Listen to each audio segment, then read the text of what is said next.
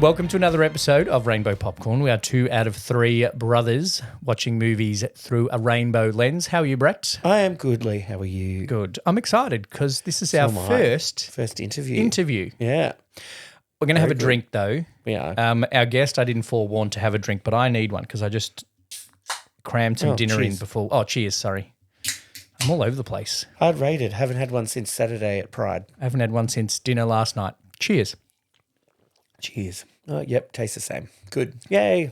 Someone went to buy some hard rated for our baseball club the other day, and he was like, oh, fuck, it's expensive because it was $140 a slab. And he picked up a slab, and then as he was walking around, he looked, it was the 6% hard solos. Oh, okay. So he put it back and got the 4.5. All right. So we are doing our first interview. Yes. As we go through interviewing at different queer creators each month and queer movie lovers. Yes. Movie lovers that are queer as well as people that love queer movies. Yep. And this guest ticks all of those boxes, all of the above. Yep. Courtex is a drag performer and comedian. They're also a movie buff, so they are the host of Pride Movie Night at Pride of Our Footscray. Yes. And together, the three of us will be co-hosting Queer and Brief, which is Pride's short film festival coming up in August. Courtex, welcome to Rainbow Popcorn. Hello, thanks for having me. Welcome. Oh, it's our pleasure. We've been chatting to you for months and months and months. Yes, so as Pride's movie folks. Yeah. So, of course, it makes sense that you're our first guest as part of our Rainbow Popcorn movie club. Yeah. So, do you think movie buff is an accurate way of describing yourself? How do you feel about movie buff versus cinephile as terms? I think movie buff is a kind of word for film people, but I just saw it as like a film like connoisseur. I just watch a lot of movies every day. I've loved films since I was like 12 years old. The movie that made me fall in love with like how films got made on that was The Toxic Avenger, directed by Lloyd Kaufman. I don't know if you've seen that. That is on the list, and you have mentioned that to us a number of times, but it is on the list to be watched. Yep, definitely. It's one of the best like monster horror movies. Okay. We're going to have to do that. We'll add that to the list. We haven't fully decided October yet. No, we haven't. So it could slip in there somehow. Yeah. Yeah. And what was the last? Have you seen a movie at the cinemas recently that was really good or really bad? Who cares? What was the last movie you saw at the recently? cinema? I watched yesterday. Me and my friend, because we saw this trailer a couple of months ago, and we thought it was just looked like one of the worst movies that would come out. Yeah. It's like Rihanna's The Smurf movie. I don't know if you've seen that trailer. Oh, I saw the poster. I was at the cinemas yesterday too. I saw the poster for it. Yeah, I drove past a cinema that was doing an advanced screening of the new Smurfs one. Was it as bad as you expected it to be? I reckon it's like probably the worst animated movie ever made, and also one of like the laziest mainstream movies ever made. Like the animation, it looks rushed. It looks AI. The story just like stuff just happens without stuff being explained. And also, for some reason, they decide to put like live action elements, maybe to try and cash in like the other Smurf remakes. But like when they go to like the real world, all the live action footage just looks rushed. And they shot like in 10 seconds. And it's we got one day to shoot all the live action shit because the AI is pumping out that animation faster than we expected. Yeah. God, that's all right. Not good. So I'll avoid that one. It's not so bad. It's a good one. It's just bad. You think, Courtex?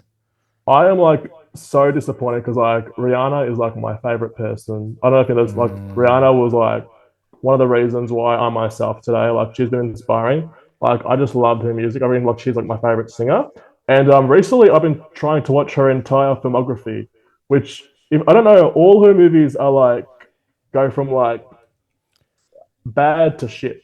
Yeah. I watched her in Ocean's 8. I liked Ocean's 8. Ocean's 8 was good. Ocean's 8 was good. I will say that. Yeah. It was good. What's But that she one where also she's- studied Battleship. That's it. Is Battleship. that like based on the game Battleship? Or is it something else? I think they're just in a Like battleship. Rihanna's just like F3. It's like based on the board game, but they don't reference anything from the game. Like they don't reference like B7 or like numbers, and then that's weird. they don't even say like you sunk my battleship in the entire film. They never say that. Well, what's the So point? it's not. It's just got the same name. It's really. just blowing up ships, which could have any name, really. Ocean's 8 I did like. Ocean's 8 was Oh good. no, it's got One alien thing- sci-fi. Yeah, Alien Sci Battleship in space. Yeah. Apparently, I heard it was bad at the time. Ocean's And, 8, one thing I loved, Rihanna, when they were on, the cast were on the Graham Norton show promoting Ocean's 8, and it pops up on my reels occasionally, and Graham Norton says, oh, you've all been to an actual Met Gala. And Helena Bonham Carter says, well, I haven't. And Rihanna just turns to her and goes, well, because you dress like that. Yeah. Because she was wearing some weird Helena Bonham Carter type thing. Yeah. But it was very funny. What else is on Rihanna's catalogue? I can't think of anything. Have you seen Valerian? City of No. a Thousand Planets. I think I've Luc avoided it. Besson's recent sci-fi movie, and he directed like a Fifth Element. Okay. Oh, right. And she did That's a some bit other out there. animated I one will say, where she was like a troll or something, but not Trolls? trolls. Oh. I think of no, she wasn't in Trolls. She was in Home. If you've seen Home, Home. I haven't seen What's it, Home? but I know of it. She's an so alien. Home's like these aliens like come to Earth and like take all the humans, put them in like Australia to like keep them all there, and like the aliens just like take over like their homes. But then this one alien played by Jim Parsons from The Big Bang Theory, accidentally sends like a birthday invitation to like their enemy aliens, and they're coming to Earth, so he gets put on the blame, so he has to go on the run. But then he teams up with a girl played by Rihanna, and they have to like save the day, basically. Right. Okay. It's a Interesting hard combo. plot to explain. Yeah. Sheldon Cooper and Rihanna, And Rihanna. saving the day is an interesting combo, I Yeah. reckon. So Rihanna's inspiration, favorite singer, artist, if you will. Do Bloody you rich have too. she's very rich. Do you have a favorite? I'm sure you do. Do you have a favorite actor/actress? Actor, my favorite actor is Nicolas Cage. Okay. Like every time I hear a movie that he's in, I'm just always excited because he always just delivers something differently, and it's always entertaining. He does have quite a contrasting filmography. Yeah, and I think recently he's very doing different movies, like not mainstream stuff, because he doesn't need the money probably. So He wouldn't. But like, I Face think- Off, National Treasure, Kick-Ass, The Surfer recently The Surfer. are all very different films. yeah, Yeah, he's been And, trying to get back yeah. to the mainstream. I think he's going to be in like I think he's going to be in like a Frankenstein movie. I heard directed by Del Toro. Oh, is he going to be in that? Oh. Are they bringing that back like they brought back the Nosferatu? Yeah, Yeah. Apparently, its cast is very good. Like, But it's epic. also like Guillermo del Toro is Yeah. an incredible director, not just horror, but like weird and Shape of Water shit. interesting things. Also, he had that show on Netflix, Cabinet of Curiosities, which was a bit like Alfred Hitchcock Presents, Oh, okay. where it wasn't necessarily Guillermo's story. He was picking stories written and directed by other people and then presenting them Oh, that's good. to us as an audience, which is good. So I recommend that as well. I now that you mentioning that, I have heard about the Frankenstein, and I'm looking forward to that. I think I've seen just like, it's like, oh, somebody's now cast as in it too. And it's like, wow, this is getting good. That's how they do marketing now. Yeah, they don't really market a film. They're just like, also this person's in it. Yep. Recently, I've been watching the Hobbit movies. I don't know if you've seen the Hobbit movies. Nah. Brett hasn't. Yeah, I those have. are- Yes, they're up there, just behind Brett, actually, on the shelf. Oh, I put it the right spot. Yeah, But I didn't realize that like Del Toro was actually meant to direct them until I think Warner Brothers was like, you can no longer direct this. We're bringing like Jackson back, and we're gonna make it how he wanted to make it. But like the problem is, I don't know. The Hobbit book is really short, so they have to make Yeah. 3 hour movies out of that short book. Yeah, Did they have to make them 3 hours though? I don't know why. They're like, here, let's take this like essentially an appendice to Lord of the Rings trilogy and make it 9 hours of film. I saw that in the cinema and it was shot in 40 or 60 frames per second instead of the standard 24. Right. 40? Yeah, 40 frames per second. I think it was like the first film to be shot that way. Yeah, and thankfully it was the last because it looked weird. Really? Like it looked fake. Well, Because like your eyes can only kind of take so much. And I guess, we're all used to, in our generation, it was different in the silent film era. But we're all used to 24 frames per second. So seeing it at 40 frames per second, it felt like there was too much going on the screen. Right. Okay. like I was watching like the behind the scenes, and apparently because like you didn't notice, like Jackson took like 3 years to like develop like Lord of the Rings and make the movies. Like I'm like took about 3 years. Like I'm looking scattered locations to decide like how the effects were gonna be made.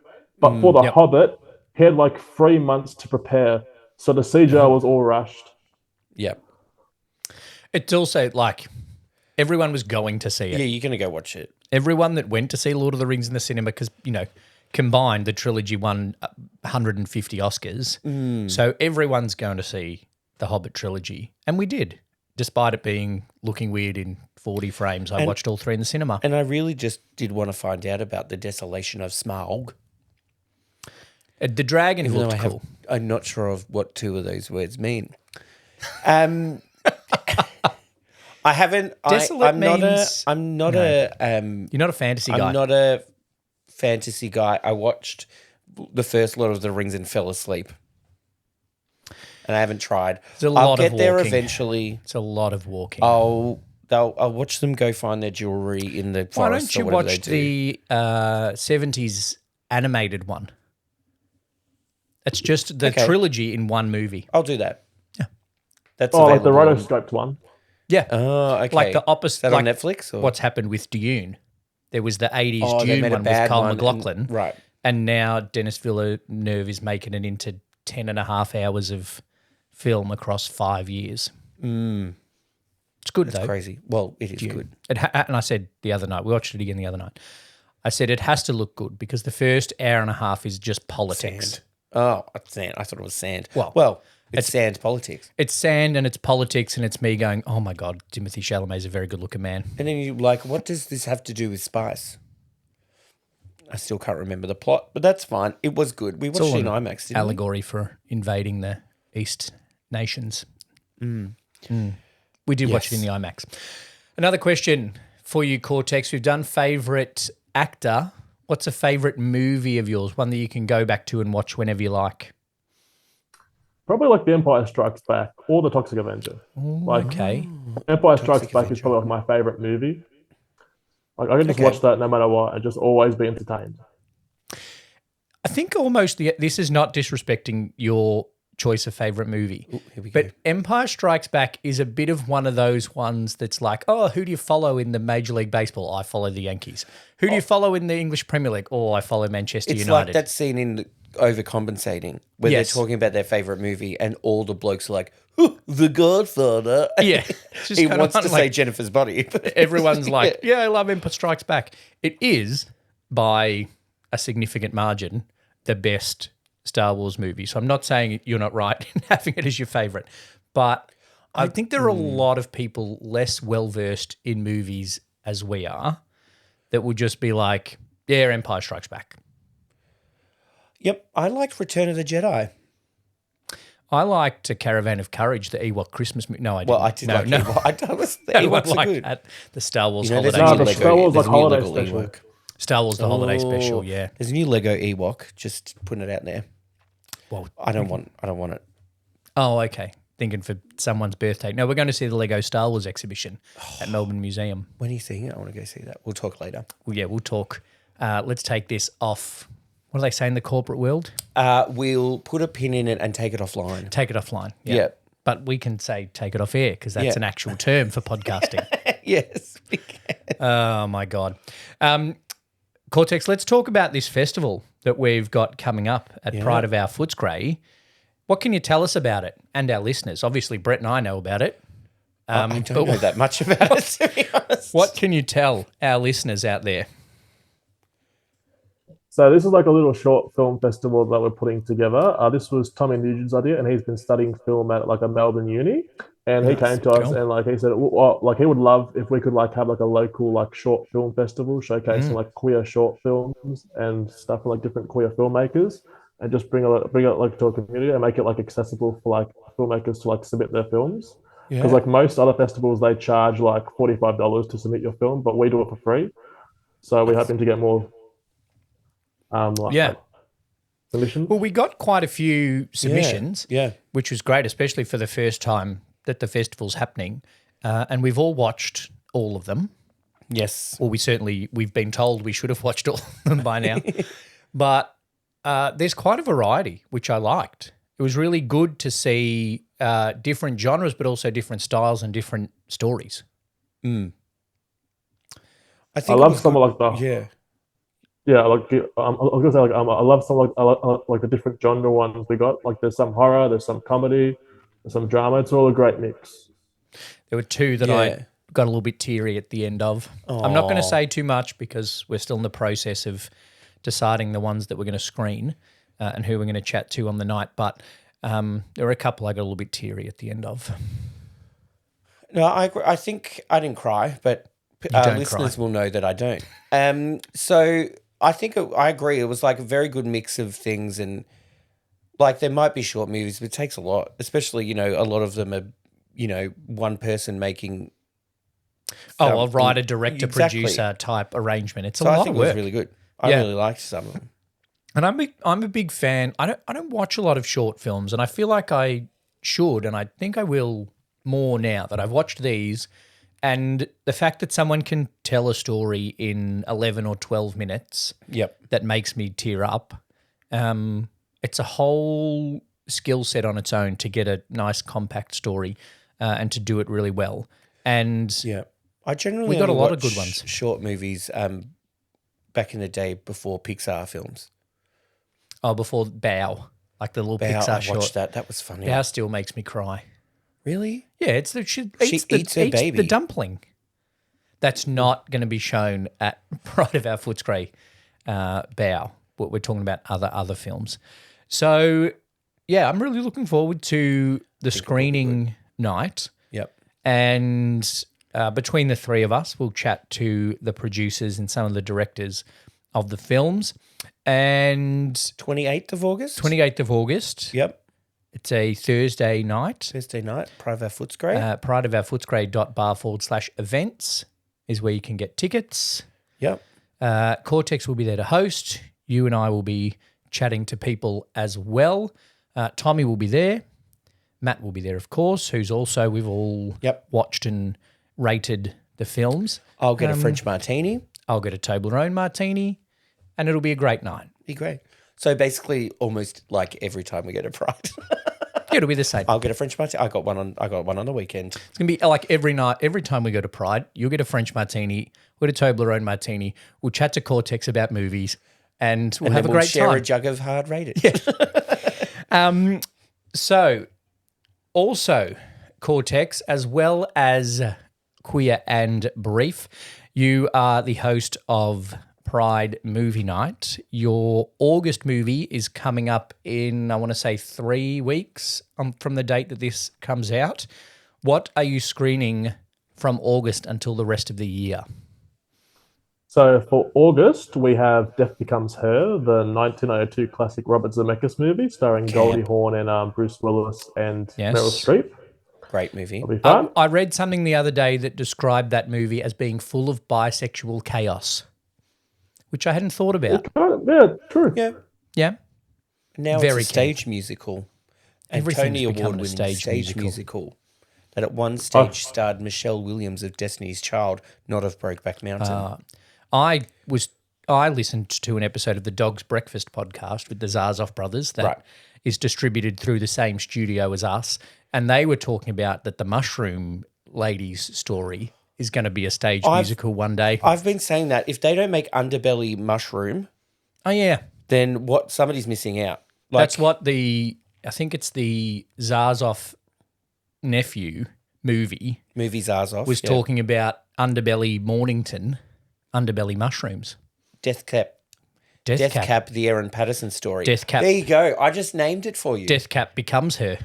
Oh, very good. Anyway, you're not screening anything to do with Aaron Patterson Courtex, so sorry about taking you off the rails then. What about September? What's coming up? September we got Buffy the Vampire Slayer. Oh, the movie. The movie. Yeah. I remember seeing the trailer for that one, and it's got quite a good cast. Donald Sutherland is in it. It's a very good, funny movie. Yeah, very different to Sarah Michelle Gellar. Yeah, apparently Josh Whedon was not happy with how the studio turned it into a comedy, but I think it works well, and so does a lot of other fans. Well, yeah, it's got a cult following. Yeah. October, what's happening in Halloween for you? So October, we got an anniversary screening. We're going to show Scary Movie, which turns 25 this year. Brett's there.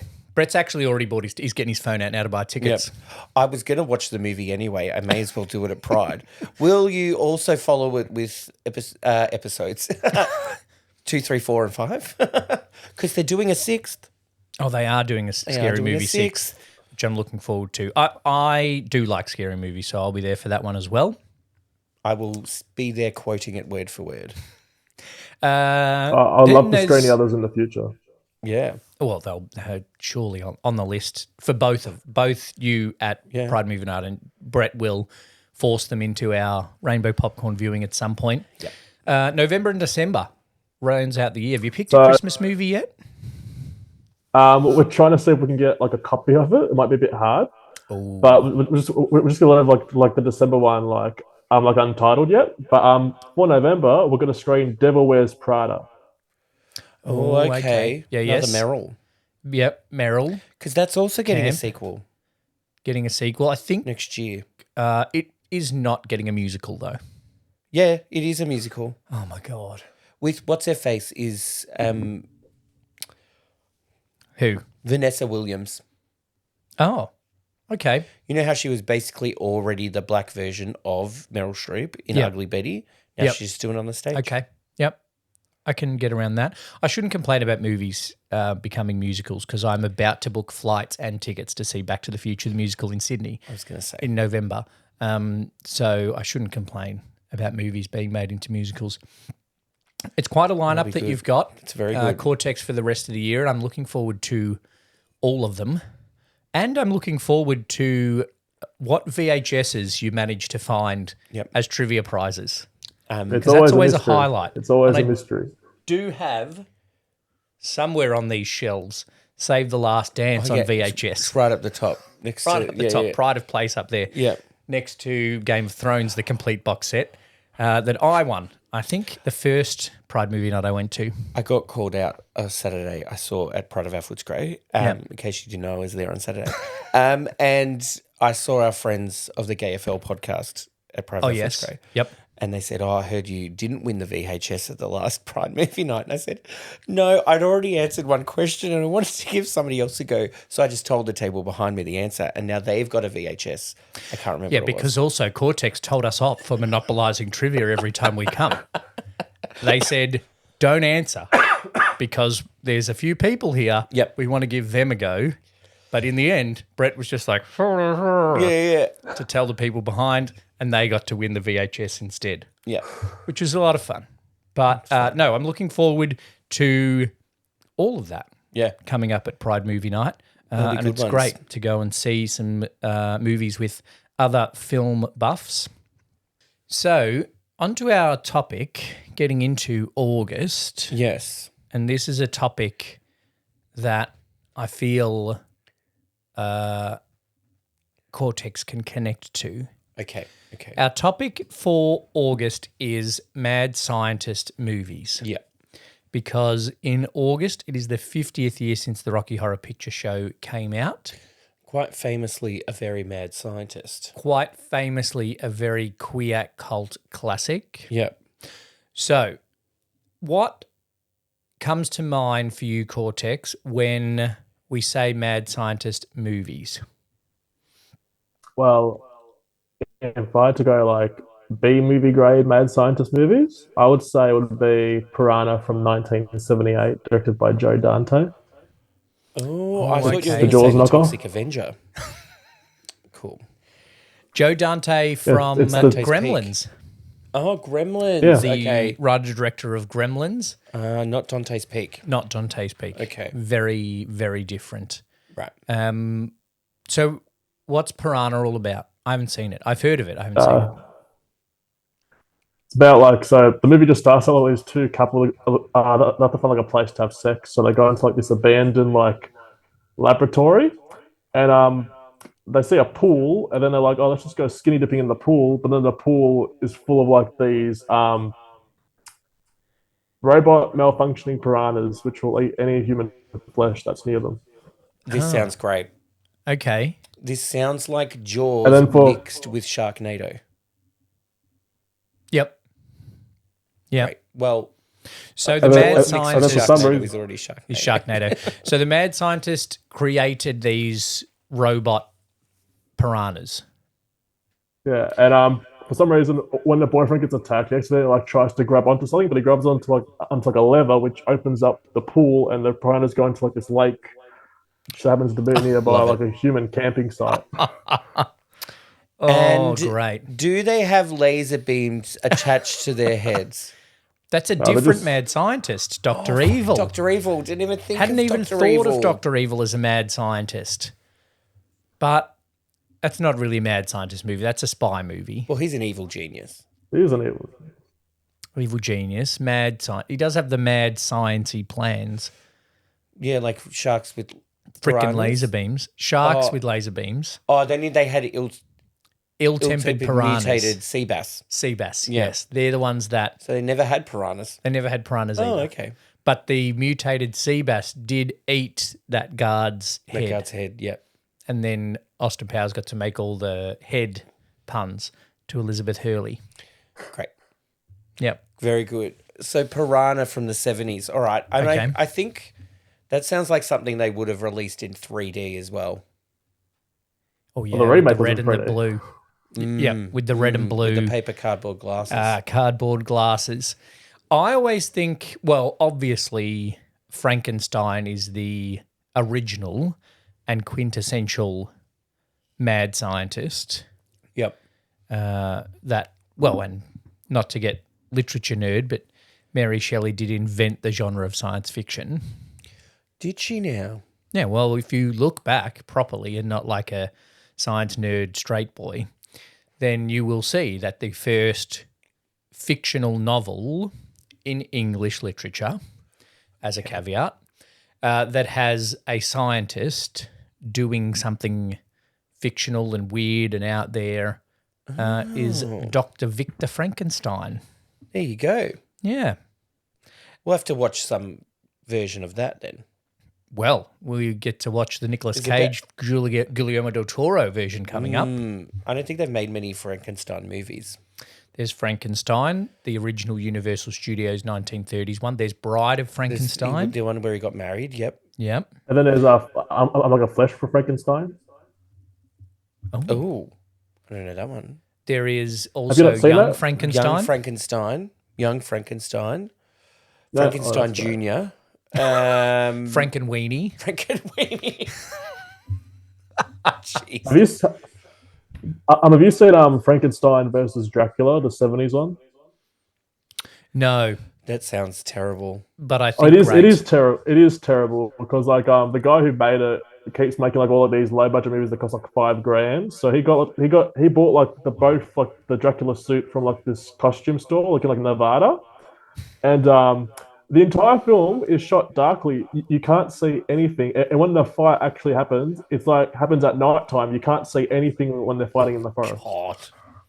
Well, at least that makes it so you don't have to worry about the choreography of the fight being any good because no one's going to see it. That's true. What other mad scientists are out there? We've said Rocky Horror. We've said Young Frankenstein, the Frankensteins. When I was looking up mad scientist movies, there's one propped up. I know it's like a Brett's favorite movie. Like the Human Centipede. Oh God, Oh. should we? No. No. No. No. It just makes me think of that South Park episode, The Human Centipede. Where it's the whole running joke that they're trying to make is that people don't read the terms and conditions when they get a new iPad or iPhone or whatever. Yep. And one of the boys, let's say Stan, I think it was, doesn't read it and clicks accept. And then they make a human centipede with like an iPad at the front and then a person saying to another person, saying to another person. Oh, okay. So the rest of it is Human Centipede, but at the front is an iPad. Is an iPad. Sure. Yeah. Good on you. I can't remember how it ends or... It ends else, when he actually clicks agree. Yeah. Okay. Other mad scientists. Flubber. Flubber. Flubber. No. What T-shirt are you He's a wearing? nutty professor. He's not a mad well, scientist. there's a nutty professor. Well, yeah, he is a mad scientist, but Does weird Jerry science Nutty was count? the nutty professor. Sorry? Weird science. Does that count? Probably. Yeah. Are they? They're kids, though. They're not. I guess is anybody Kids who can be does mad. science a scientist? And also, there's like Reanimator. Have you seen Reanimator?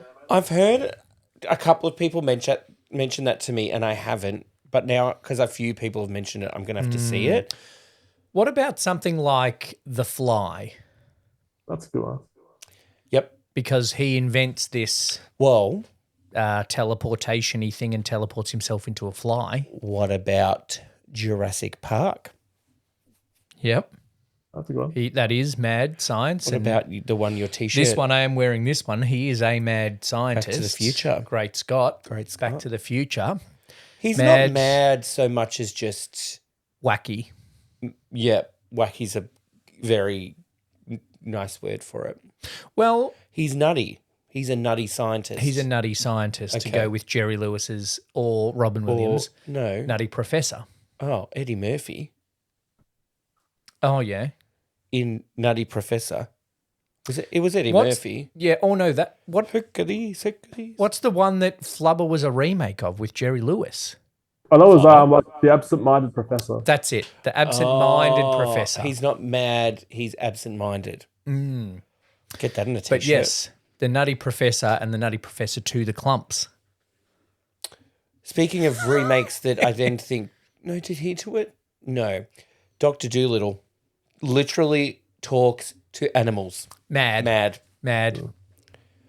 We're running out of content for our actual discussion about Going to it. go into it in a little bit more detail. We'll talk a little bit more about the tropes, but we'll add all of this to our list to chat about next week. So I'm going to, on my watch list now, post our interview with Courtex, is Reanimator and the Piranha. Artful Dodger. What was it? Vengeful Avenger? Toxic Avenger. Toxic Avenger. Sorry. That was bad. I have to and watch it. What's now not on my list is the new Smurfs movie. Well, that was never on my list. So I think that my list hasn't updated. I do need to see the new Jurassic World. Oh, that's new good. Jonathan Bailey movie. Yeah. good. I know a couple of people that have seen it, and hopefully by the time this episode comes out, I'll have seen the new Superman. By this time this episode comes about, I will have seen Megan 2.0. Oh, okay. Interesting. Is there anything in the rest of 2025, Courtex, that you are looking forward to seeing on the big screen? Actually, the Toxic Avenger is getting a remake in August. That releases. Well, now I have to watch it. There you go. But this one has like an have to see all-star cast. It has Peter Dinklage, Kevin Bacon, and like Elijah Wood. Oh. We talked about Lord of the Famously Rings before short too. people and Kevin Bacon. How tall is Kevin Bacon, do you reckon? Not tall, but not short. He's at least 6 degrees tall. That wasn't even funny. Apparently, like it was meant to come out in 2023, but then like apparently like the movie is like so gory that like Sony was like, we can't release this, so they sold it to the company that released Terrifier, and that's how it's getting released this year. That's the trailer I saw the other day. The Conjuring prequel. The Nun. It's like, no, I don't think it's a prequel. I think it's just another movie. Another Conjuring. It looks cool. Oh, like The Last Rites. Yeah, something. It's called, That's it. The Last Rites. Yeah. Yeah, it's like the fourth movie. Does it mean it's going to be the last Conjuring movie? Well, it says find out why this case was their last. I don't mind the Conjuring ones. The prequel is The Nun, right? The Nun. And they go to the convent and she And comes also, up out of the floor. I'm like Annabelle. Oh, yeah, that's in there. That has to be in Scary Movie 6. The Conjuring or Annabelle? Annabelle, It, Megan. That's to be a dancing AI doll for sure. I love how Megan is like a queer icon. She is. Yeah. I reckon for like nostalgia, like they'll just copy like the first Scary Movie and just do Scream again and just make fun of reboots. Well, they're all getting rebooted, so why not? I know what you did last summer. Do that again. I reckon there's going to be a lot of piss takes of reboots. There'll be a Stab reboot in Scary Movie 6. It's called Stab, isn't it? The movie's in it? Or is Stab the one in Scream 2? There's no movie in... I thought there was a movie within Scary Movie 2. Or am I getting it confused with Scream 2? No, that's Scream. Yeah, that's Scream. No, that's Scream. God. Yeah. It all kind of merges into one. Scary Movie 2 is when they go to the house. Yeah. And the start is The Exorcist. Yep. And then they go to the house. He used my strong hand. Yep. There's a poltergeist, but it's not the poltergeist. Yep. But Scary Movie 1 is basically Screaming I Know What You Did Last Summer. Yeah. And The Ring? No, that's 3. All right, we're getting off the track. That's enough for this episode. Courtex, thank you for joining us as our first interviewee for Rainbow Popcorn Movie Club. Is there anything you want to plug other than Pride Movie Night and Queer and Brief that's coming up for you, Courtex? I can't think of anything. All right. Well, get on to... Get onto prideofourfootscray.bar/events. Yep. And you'll see everything that Courtex is hosting at Pride. We'll be there for Pride Movie Night. We'll also be there on the 28th of August for Queer and Brief. Thanks, Courtex. Thank you. Thank you for having me. Thanks, Brett. Thanks for listening to another episode of Rainbow Popcorn. Subscribe on your podcast app or on YouTube if you're there. Rate us and review us. If you're a queer creator that would like to have a chat to us about all sorts of movies, get in touch with us on the socials and we'll get you in for an interview. Other than that, we'll be back next week to chat even more about mad scientist movies. Thank you for listening to another episode of Rainbow Popcorn. Thank you, Brett. Thanks, Lee.